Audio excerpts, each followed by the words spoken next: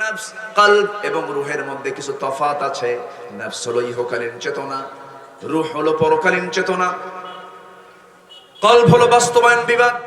এই মাহফিল হচ্ছে সবে, আবার চাইও না কিন্তু হিংসা আছে না? আসতে বলবেন না, আছে না নাই? বলেন তো, এই জায়গায় যে মাহফিল হচ্ছে, এই জায়গায় যদি একজন নামাজে তৈরি হয়, এই মাহফিল হয়ে যাবে জান্নাতের কারণ। ঠিক কিনা বলেন?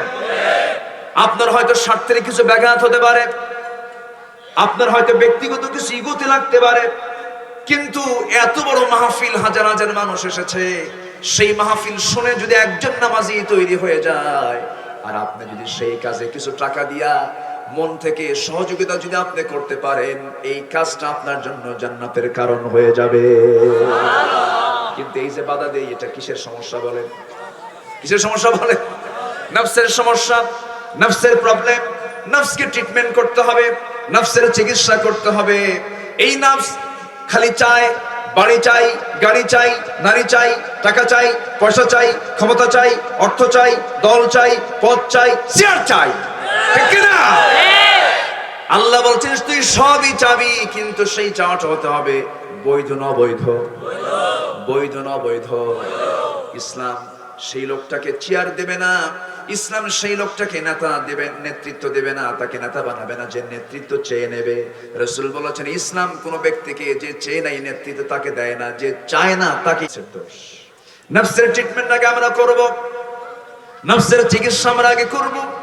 নফস যদি ঠিক হয়ে যায়, আলা ইন্না ফিল জাসাদি লামুদগাতান ইযা সালুহাত সালুহাল জাসাদ ওয়া ইযা ফাসাদাত ফাসাদাল জাসাদু কুল্লুহু আলা হিয়াল কলব।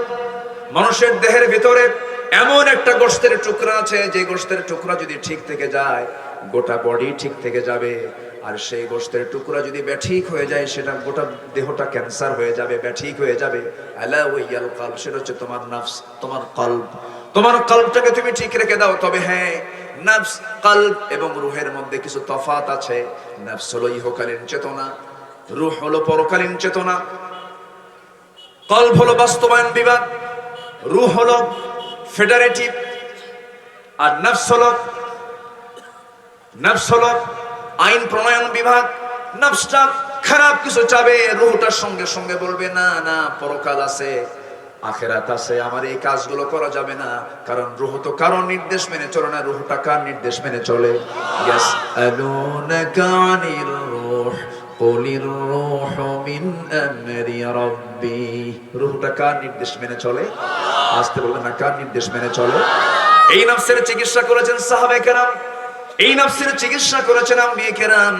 ইউসুফ আলাইহিস সালাতু ওয়াস সালামের সামনে সবচেয়ে বড় পরীক্ষা এসেছিল, নারী জীবনের পরীক্ষা এসেছিল। আজকে দুনিয়াতে নারীর ফিতনা আছে না নাই? আজকে নারীদেরকে সবচাইতে বড় অস্ত্র বানিয়েছে ইউরোপ আমেরিকারা, পশ্চিমারা।